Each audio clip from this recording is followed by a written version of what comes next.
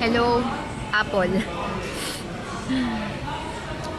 Bumili ako niyan, pang birthday ko na.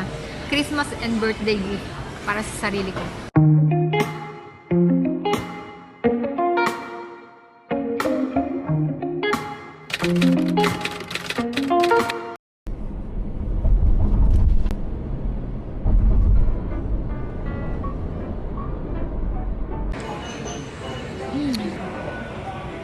Shopping tayo. Pang birthday na tayo. Pang birthday. Birthday niyan.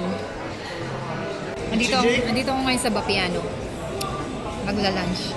Pero napa-shopping tayo. Nandito tayo sa Bapiano. Saan ako nakatingin? Nakatingin ako sa malaking screen. So, nasa Bapiano tayo ngayon. Magla-lunch lang ako and then pupunta tayo ng Carrefour. Advance birthday gift at saka Christmas para sa sarili ko.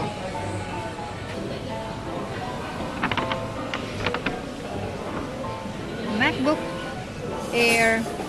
Ang size niya is 15 inches. Medyo malaki.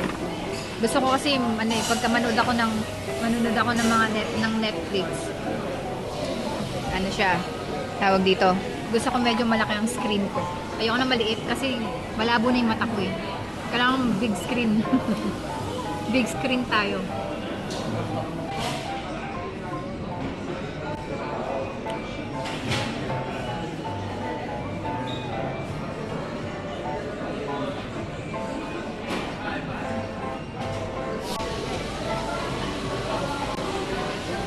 Sarap. Wow! Shopping na tayo. Shopping. Bala kong i-trade in yung iPhone 13 ko sa 16 Pro.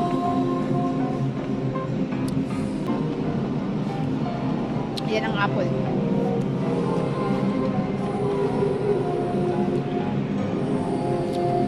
Ganda ng Apple, di ba? Apple Store. Pag daw may nawala ng isang bagay sa'yo, may kapalit. Ayan. Yan ang kapalit.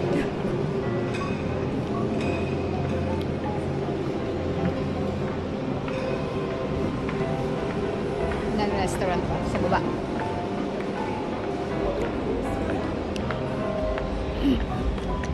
Yun yung paborito ko yun ang gusto kong bilhin yung desktop. Yang desktop na yan. Next time. Pag may budget, sarap po. Dessert. Hindi tayo pwedeng mag-dessert kasi wala tayong exercise this week. Ang pabango.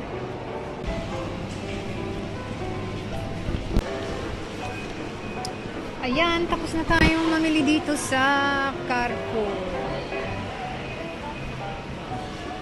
Uwi na tayo. Wala na tayong pera. So, kailangan umuwi na tayo. Wala na naman tayong datong. Wala pang katapusan. Ubus na naman. Laki naman ang kotse nitong nasa tabi ko. 4x4.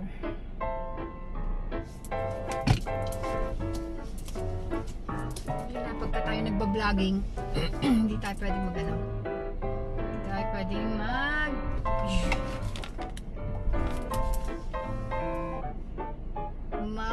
music kasi magka-copyright tayo. Sayang naman ang ating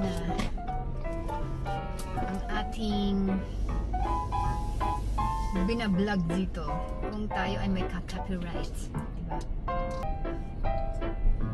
Ay, ang bilis ng oras. Alas 3 na naman. Alas 3 na naman ng hapon. Parang wala tayong ginawa. Charot. Marami pa na tayong ginawa. Hindi na ako nakapag-vlog sa Apple Store. Kasi nauna yung hiya ko. Nakipagdaldalan na lang ako sa doon sa sales lady. Tapos wala na, hindi na ako nakapag-vlog. busy ako dun no, sa pagtatanong ng ano, ating gadget, bagong gadget.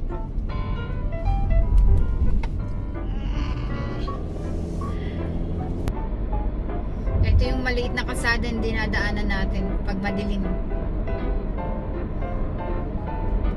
Sinarado kasi yung bike lane eh. Oh. May itatayong building dyan, yung kung nakikita niyo sa kaliwa.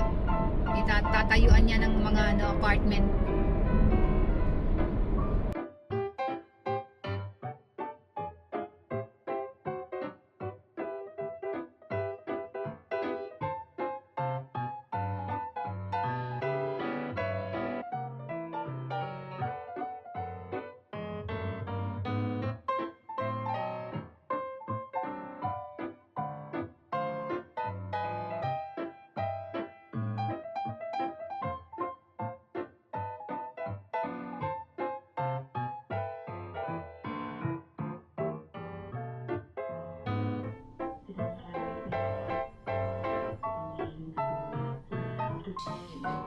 Each of their superficial for show.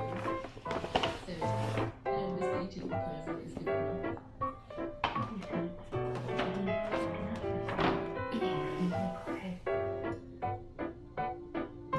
He's really, really cute. I used to think about wedding outfits and telling me what he wanted to wear and everything.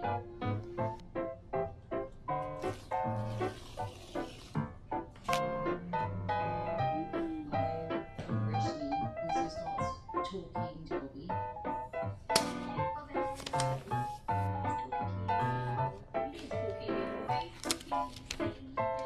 When Pete was speaking to Bobby's unconscious in the voice notes, and other people would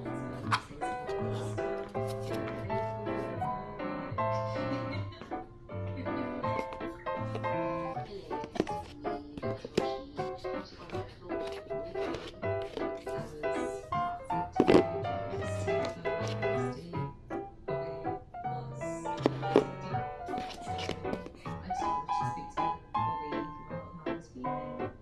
and who gives good advice, and